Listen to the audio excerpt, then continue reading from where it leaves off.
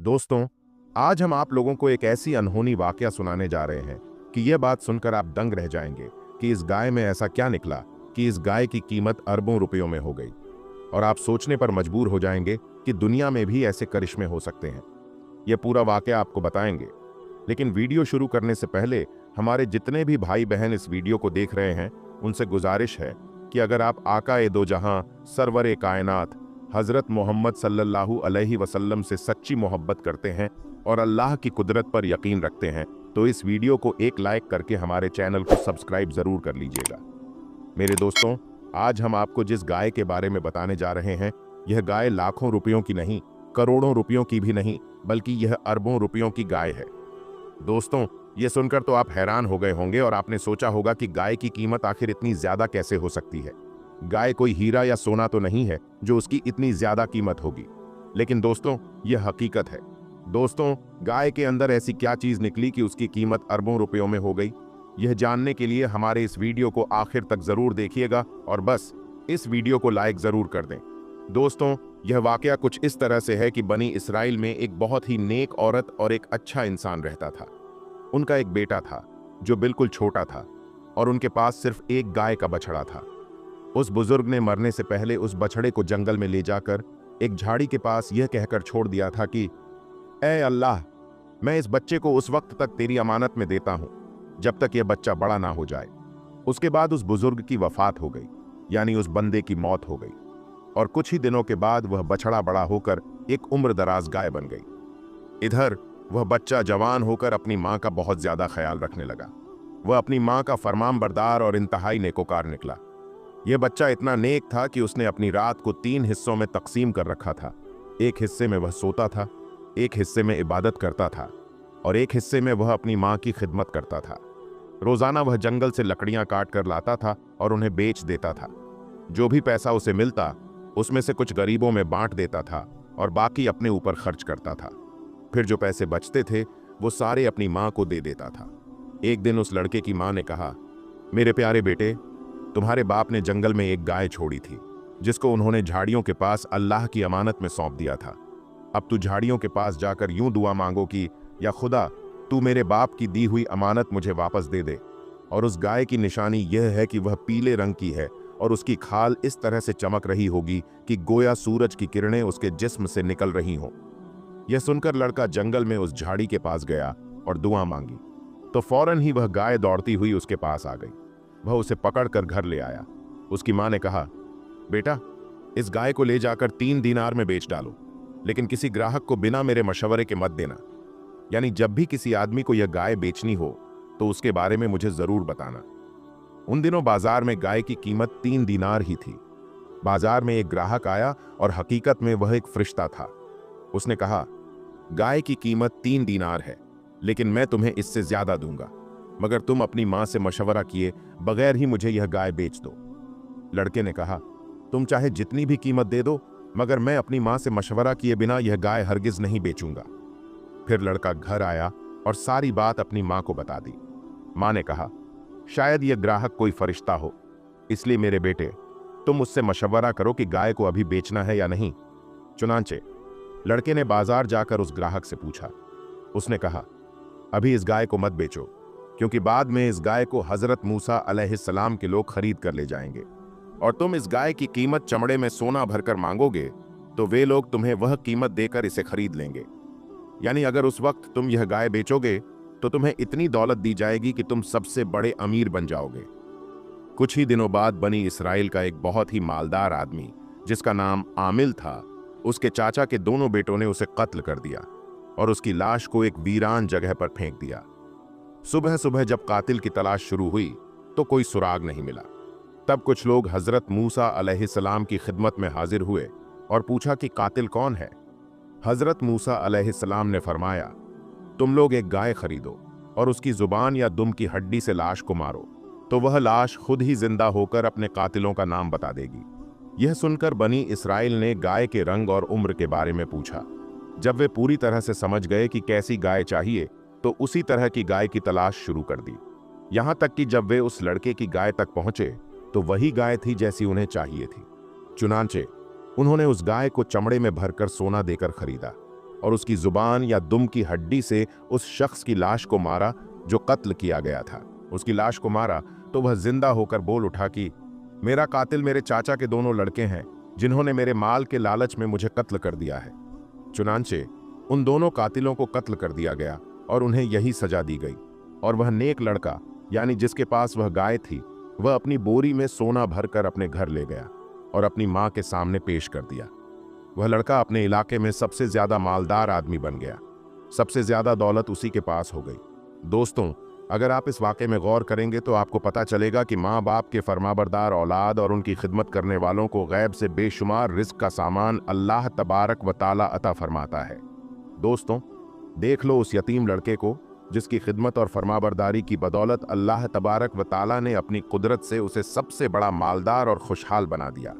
और दोस्तों, एक बात यह भी है कि जो अपना माल अल्लाह तबारक व ताला की अमानत में सौंप देता है, अल्लाह ताला उसकी हिफाजत फरमाता है और उसमें बेहिसाब खैर व बरकत अता फरमाता है।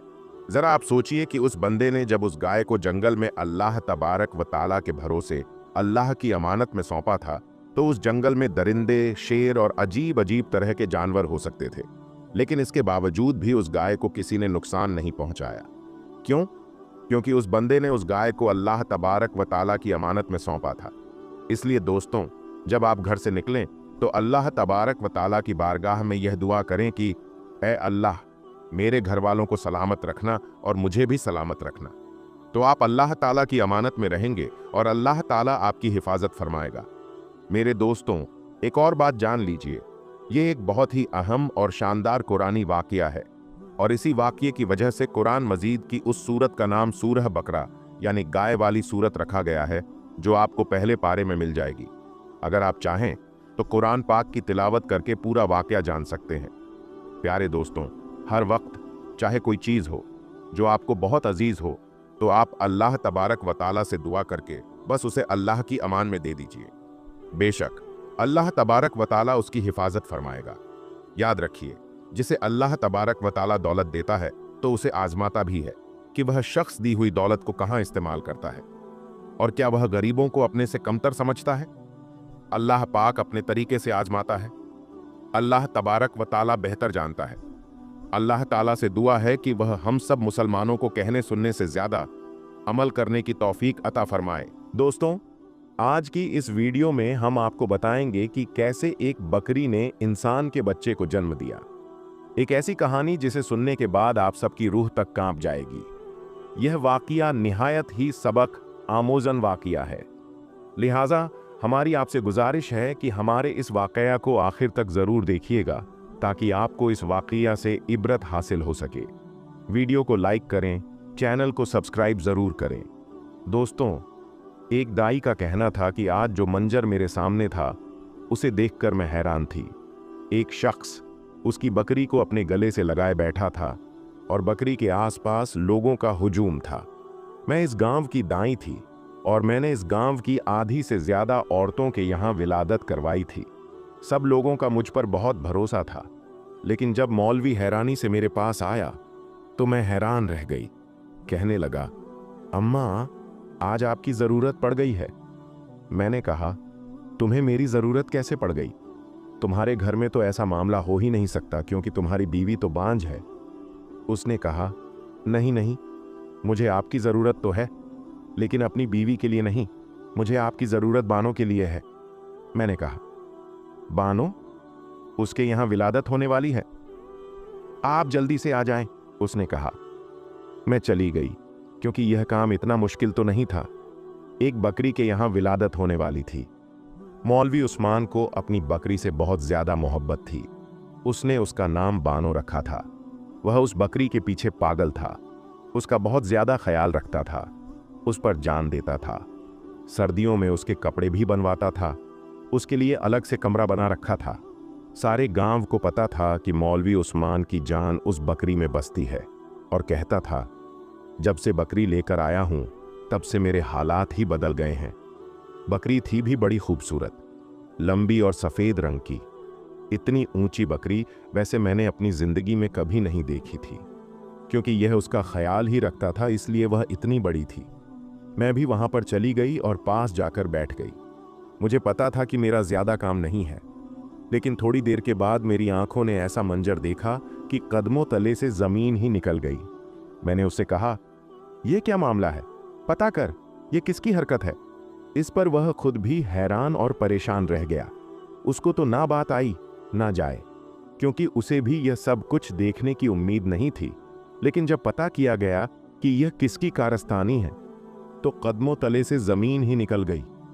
सर से आसमान भी मुड़ गया, क्योंकि मौलवी उस्मान कभी भी खुद से नजरें नहीं मिला सकता था, क्योंकि यह काम ही ऐसा था। लोग कहते हैं कि मां ही जज्बाती नहीं हो सकती। कुछ मर्द भी ऐसे होते हैं जिनको औलाद का बहुत शौक होता है। मौलवी उस्मान भी ऐसा ही था, और मेरे ही इन हाथों में वह पैदा हुआ था। उसकी मां बड़ी अच्छी औरत थी, अब इस दुनिया से वह जा चुकी है। उसके घर में उसकी एक बीवी रहती थी, जो बस मुनासिब सी खातून थी। ना किसी से ज्यादा बात करती थी और ना कहीं आना जाना रखती थी। और उसकी वजह यह थी कि वह बांझ थी, बच्चे पैदा नहीं कर सकती थी। अक्सर मेरे पास आती थी, मुझसे कोई दवाई लेकर जाती, क्योंकि मैं इस गांव की बूढ़ी दाई थी। मैंने उसे कहा था, तेरे यहां उम्मीद नहीं होने वाली, तू शहर जाकर एक दफा अपना चेकअप करवा ले। आजकल शहरी डॉक्टरों ने बड़े बड़े तरीके निकाले हैं, अल्लाह करे तेरे यहां भी औलाद हो जाए। लेकिन वह कहती, आपको पता तो है हम गरीब लोग हैं, और मौलवी उस्मान कभी भी मुझे शहर लेकर नहीं जाएगा, और इतने तो पैसे भी नहीं हैं हमारे पास। बस ये मामला इसी तरह चल रहा था, जब वह बदबख्त कहीं से एक बकरी का बच्चा ले आया। यह एक छोटी सी बकरी थी। उसको ऐसे उठाकर लाया था जैसे उसके यहां औलाद पैदा हो गई हो, इसलिए उसका नाम बानो रख दिया, और फिर पूरा दिन उस बकरी की देखभाल करता रहता, और जैसे वहीं उसकी औलाद हो। वक्त के साथ साथ बकरी भी बड़ी हो गई और अब दूध भी देती थी। मैं बूढ़ी औरत थी। मैंने उसे कहा था, पांव भर दूध मेरे लिए रख दिया करो। वह ऐसा ही करता था, लेकिन आज उसकी हालत देखकर मेरा कलेजा भी मुंह को आ रहा था। बेचारा ऐसे बैठा था सर पकड़कर, जैसे सब कुछ उसकी अपनी बेटी या बीवी के साथ हुआ हो।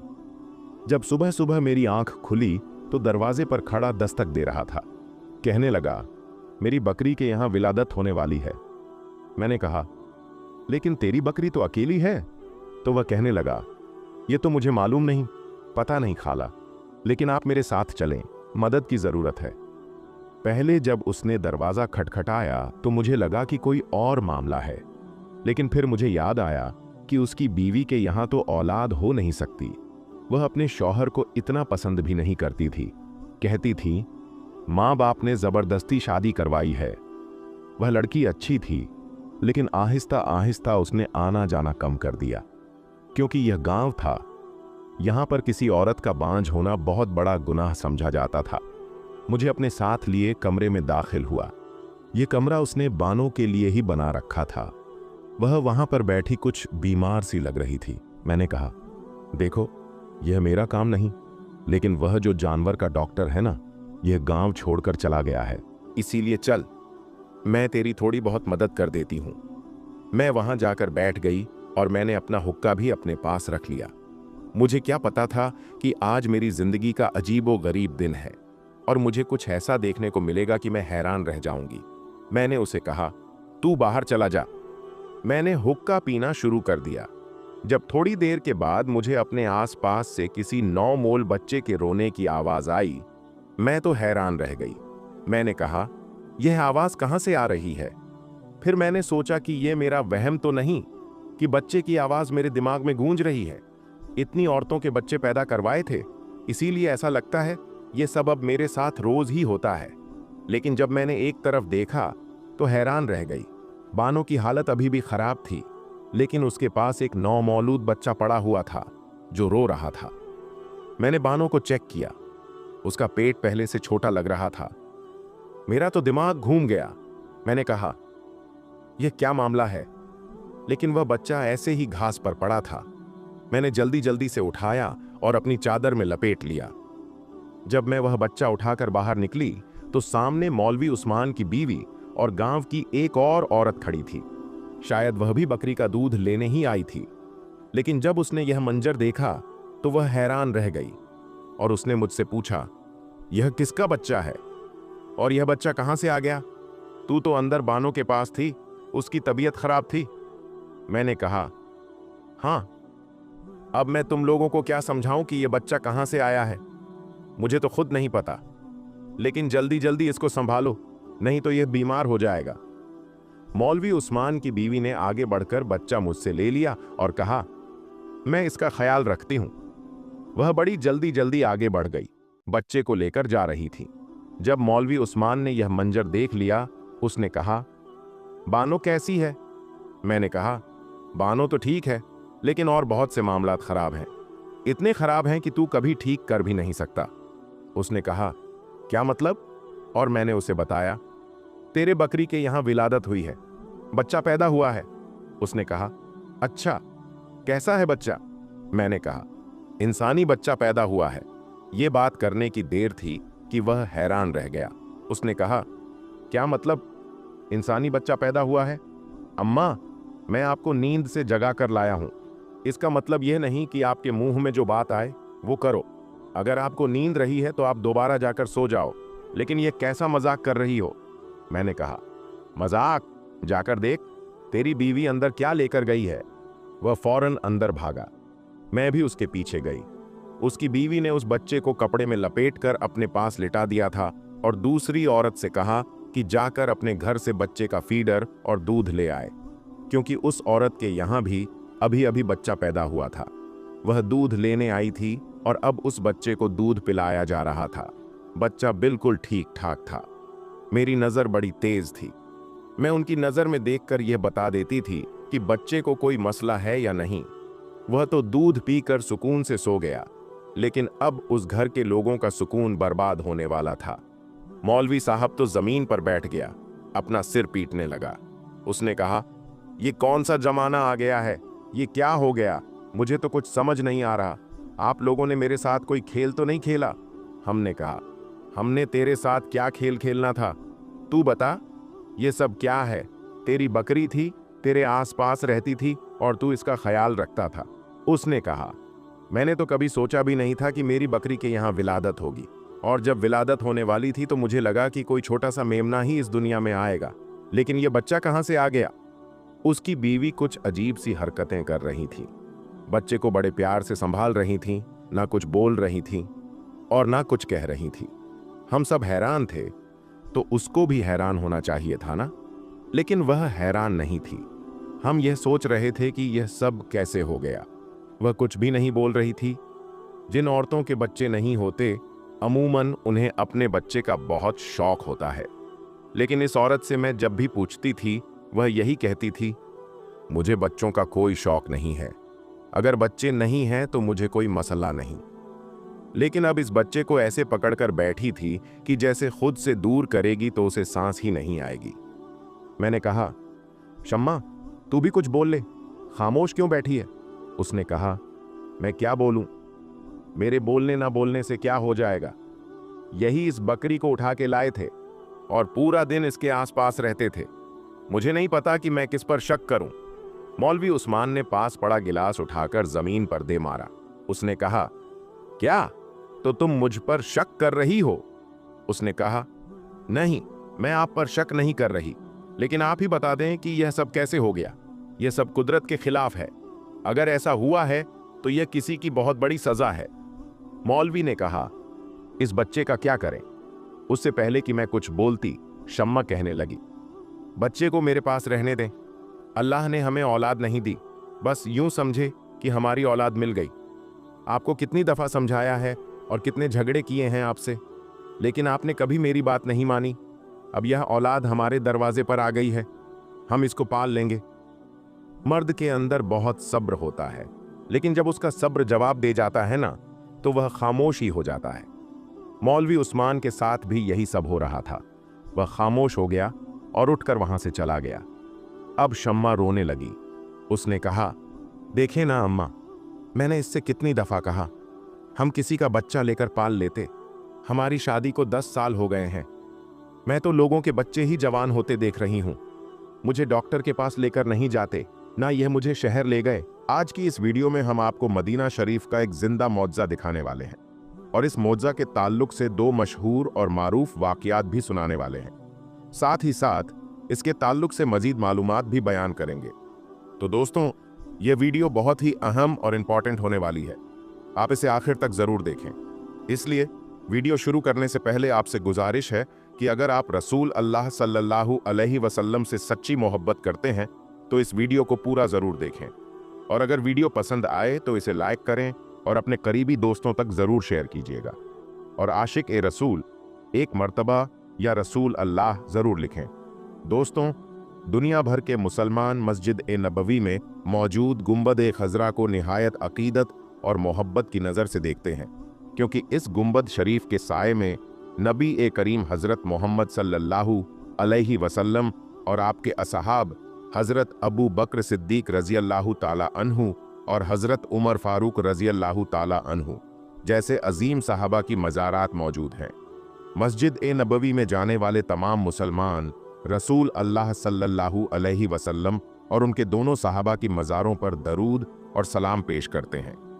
दोस्तों, आप तो यह जानते ही होंगे कि रोज़ा ए रसूल हज़रत मोहम्मद सल्लल्लाहु अलैहि वसल्लम पर एक गुंबद है, जिसे हम गुंबद ए खजरा के नाम से जानते हैं। इस गुंबद के ऊपर एक निशान है, जिसकी तस्वीर शायद आपने सोशल मीडिया पर देखी होगी। ये निशान क्या है, इसके बारे में कौन कौन से वाक़यात मशहूर हैं, और इस जगह के ताल्लुक से यह भी मशहूर है कि यहाँ से हुजूर अकरम सल्लल्लाहु अलैहि वसल्लम का एक जिंदा मौजज़ा ज़ाहिर हुआ था। इस निशान की हकीकत क्या है, साथ ही आगे वीडियो में हम आपको बताएंगे कि रोज़ा ए रसूल सल्लल्लाहु अलैहि वसल्लम की तारीख क्या है और इसमें वक्तन फ़वक्तन क्या क्या तब्दीलियां होती रही हैं।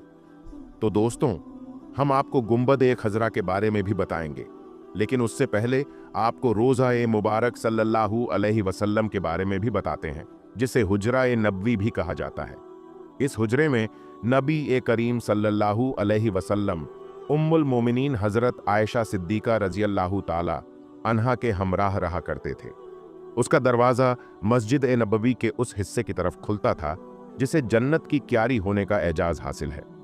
याद रहे, आप सल्लल्लाहु अलैहि वसल्लम का विसाल इसी हुजरे मुबारक में हुआ। सहाबाए किराम ने मशवरा किया कि पैगंबर ए इस्लाम को कहाँ दफन किया जाए। इस पर हज़रत अबू बकर सिद्दीक रज़ी अल्लाहु ताला अन्हु ने रसूल अल्लाह सल्लल्लाहु अलैहि वसल्लम की एक हदीस पाक का हवाला देते हुए फरमाया कि अंबिया की तदफीन वहीं होती है जहां उनकी रूह कब्ज़ की जाती है। इरशाद ए रसूल की तामील में हुजूर सल्लल्लाहु अलैहि वसल्लम की तदफीन उसी जगह हुई जहां आपने विसाल फरमाया था। दोस्तों, याद रहे, यह हुजरा उम्मुल मोमिनीन हज़रत आयशा सिद्दीका रज़ी अल्लाहु ताला अन्हा का था, और वह हुजरा मुबारक के शुमाली हिस्से में क़याम पजीर थीं। जब हज़रत अबू बकर सिद्दीक रज़ी अल्लाहु ताला अन्हु का विसाल हुआ तो हज़रत आयशा रज़ी अल्लाहु ताला अन्हा की इजाज़त से उनकी तदफीन भी उसी हुजरे मुबारक में रसूल अल्लाह सल्लल्लाहु अलैहि वसल्लम के पहलू में ही की गई। कहा जाता है कि रसूल अल्लाह सल्लल्लाहु अलैहि वसल्लम की कब्र ए अनवर और हज़रत आयशा की रिहाइश के दरमियान कोई दीवार या रुकावट नहीं थी। हज़रत आयशा रज़ी अल्लाहु ताला अन्हा फरमाती हैं कि हुजरे मुबारक में एक तरफ तो उनके शौहर और दूसरी तरफ उनके वालिद मौजूद थे, इसलिए उन्हें पर्दे की ज़रूरत महसूस नहीं हुई। रिवायत में आता है कि जब हज़रत उमर फारूक रज़ी अल्लाहु ताला अन्हु का विसाल हुआ और उन्हें भी हुजरे मुबारक में हज़रत अबू बकर के पहलू में दफन किया गया, तो हज़रत आयशा ने अपने रिहाइश वाले हिस्से और कब्रों के दरमियान पर्दे का इंतज़ाम कर लिया, क्योंकि उमर फारूक उनके महरम नहीं थे। इसलिए उनकी वफ़ात के बाद भी हज़रत आयशा ने इस बात का पूरा लिहाज रखा। जहाँ तक बात है रोज़ा मुबारक में तरमीम की, तो हरमैन शरीफैन के इंतज़ाम के तहत हुजरा ए नबवी में वक्तन फ़वक्तन तब्दीलियाँ होती रहीं। सबसे पहली तरमीम हज़रत उमर फारूक रज़ी अल्लाहु ताला अन्हु ने सन 17 हिजरी में करवाई। उन्होंने दरख्त के तने के बजाय हुजरे की दीवार बनवा दी थी। दूसरी तरमीम अल वलिद बिन अब्दुल मलिक ने सन 88 से 91 हिजरी के दौरान करवाई। वह मस्जिद ए नबवी की ज़ियारत के लिए आए थे। इसी मौके पर उन्होंने रोज़ा मुबारक को दोबारा तामीर करवाया। इसमें स्याह पत्थर इस्तेमाल किए गए और हुजरे का रुख वहीं रखा गया जो रसूल अल्लाह सल्लल्लाहु अलैहि वसल्लम के ज़माने में था। फिर हुजरे के अतराफ में पंचगुशा दीवार तामीर की गई। पंचगुशा यानी 5 कोनों वाली दीवार। इसका मकसद यह था कि हुजरा मुबारक और खाना काबा में कोई मशाबहत न रहे, क्योंकि काबा 4 कोनों वाला है और हुजरा 5 कोनों वाला सिर्फ इसलिए बनाया गया कि इसकी शक्ल काबा से मुख्तलिफ रहे। इस कब्रनुमा निशान के बारे में और उसके मौजज़े के बारे में जो गुंबद-ए-खज़रा में मौजूद है, और यह एक कब्रनुमा उभरा हुआ निशान है। याद रहे, इस निशान के बारे में 2 वाक़े बहुत ही ज़्यादा मशहूर हैं। पहला वाक़या जो इसके बारे में मशहूर है वो हज़रत आयशा सिद्दीक़ा रज़ी अल्लाहु ताला अन्हा के द्वार का है। रिवायत है, यह सुनन दारिमी की हदीस है, जिल्द नंबर 15, हदीस नंबर 92। इसमें ओस बिन अब्दुल्लाह फरमाते हैं कि अहले मदीना कहत में मुब्तला हो गए, यानी मदीना मुनव्वरा में कहत साली पड़ गई, सूखा पड़ गया। तो अहले मदीना ने हज़रत आयशा सिद्दीक़ा रज़ी अल्लाहु ताला अन्हा से यह बात बयान की। आप रज़ी अल्लाहु ताला अन्हा ने फरमाया कि जाओ, कब्र-ए-रसूल सल्लल्लाहु अलैहि वसल्लम के ऊपर जो छत मौजूद है उसमें एक सुराख कर दो। उसके बाद इस कदर बारिश हुई कि सब्ज इस तरह से आ गए कि जानवर चरने की वजह से मोटे हो गए, और इसी वजह से उस साल का नाम अहले अरब के लोगों ने आमुल फित रख दिया, यानी सब्ज और कुशादगी का साल। सुभान अल्लाह। इस निशान के ताल्लुक से जो दूसरा वाक़या मशहूर है, याद रहे कि आज भी यह वही खिड़की है जो हज़रत आयशा सिद्दीक़ा रज़ी अल्लाहु ताला अन्हा के द्वार में बनाई गई थी। वक्तन फवक्तन तब्दीलियां होती रहीं, लेकिन इस खिड़की को आज भी वैसे ही बरकरार रखा गया है। एक मर्तबा मदीना मुनव्वरा में इसी खिड़की से एक कबूतर दाखिल हुआ जो रोज़ा-ए-रसूल सल्लल्लाहु अलैहि वसल्लम के अंदर जा पहुंचा। जब वह कबूतर अंदर चला गया तो अंदर ही उसकी जान चली गई। अब जब इस मरे हुए कबूतर को रोज़ा-ए-रसूल सल्लल्लाहु अलैहि वसल्लम से बाहर निकालना था, तो अहले मदीना के लोगों ने वहां मौजूद बड़े बड़े उल्मा और मुफ्तियान से मशवरा किया कि इस कबूतर को रोज़ा-ए-रसूल सल्लल्लाहु अलैहि वसल्लम से कैसे निकाला जाए और उसे बाहर निकालने के लिए कैसे शख्स को अंदर भेजा जाए। फिर उलमाए इकराम ने यह मसला बताया कि जो शख्स गुनाहों से पाक हो और जिसकी पूरी जिंदगी में कोई गुनाह न हो, वही शख्स रोज़ा-ए-रसूल सल्लल्लाहु अलैहि वसल्लम के अंदर जाए और उस कबूतर को बाहर निकाले। दोस्तों, जाहिर सी बात है कि जिस शख्स को रोज़ा मुबारक सल्लल्लाहु अलैहि वसल्लम के कब्र-ए-अनवर के पास जाना हो, वो एकदम गुनाहों से पाक हो, साफ सुथरा हो। फिर मदीना मुनव्वरा की इंतजामिया ने कहा कि कोई 4 साल या 5 साल का बच्चा ढूंढते हैं जो नेक घराने वाला हो, जो ऊंचे ख़ानदान का हो। उस ज़माने में जो मुख्तलिफ किस्म के गुनाह हैं, उसका ख़ानदान उन गुनाहों से दूर हो। इस तरह का ख़ानदान हम ढूंढेंगे और उस ख़ानदान में से 4 साल या 5 साल के बच्चे को हम अंदर भेजेंगे। इंतज़ामिया ने यही सोचा कि जो 4 साल या 5 साल का बच्चा होता है, उसको गुनाहों के बारे में इल्म नहीं होता, तो ऐसे ही बच्चे को अंदर भेजा जा सकता है। फिर मदीना के आसपास ऐसे एक ख़ानदान को चुना गया जो नेक, परहेजगार और गुनाहों से दूर था, और उसी ख़ानदान में से एक छोटे बच्चे को चुना गया जिसकी उम्र 4 से 5 साल की थी। फिर उस बच्चे को बताया गया कि उसे रोज़ा-ए-रसूल सल्लल्लाहु अलैहि वसल्लम के अंदर जाना है और उस कबूतर को बाहर लेकर आना है। फिर जब उस बच्चे को अंदर दाखिल किया गया और जब वह बच्चा कबूतर को लेकर बाहर निकला, तो उस बच्चे ने बाहर आते ही चीख चीख कर 3 मरतबा कहा, वल्लाही रसूलुल्लाह, ए लोगों, मुझे अल्लाह की कसम है, मैं रोज़ा-ए-रसूल के अंदर रसूलुल्लाह सल्लल्लाहु अलैहि वसल्लम को देख कर आ रहा हूँ। दोस्तों, यह उन लोगों के लिए दलील है जो माज अल्लाह कहते हैं कि वह अपनी कब्र में जिंदा नहीं है। ज़रा इस बच्चे के इस वाक़े को उन लोगों तक पहुँचाओ और उन्हें सुनाओ, और उन्हें यह बताओ कि रसूलुल्लाह सल्लल्लाहु अलैहि वसल्लम अपनी कब्र-ए-अनवर में जिंदा है और वो आज भी हमारी फरियाद, द्रूद और सलाम को सुनते हैं। कितना खुशनसीब है वह बच्चा जिसने अपने माथे की आंखों से रसूलुल्लाह सल्लल्लाहु अलैहि वसल्लम की ज़ियारत की। सुभान अल्लाह, माशा अल्लाह। दोस्तों, यह है उस कब्रनुमा खिड़की की हकीकत और रोज़ा-ए-रसूल सल्लल्लाहु अलैहि वसल्लम में होने वाले जिंदा मौजज़े का वाक़या। तो दोस्तों, आज की इस वीडियो में बस इतना ही। हम मिलेंगे आपको अगली वीडियो में। तब तक के लिए अल्लाह हाफिज़।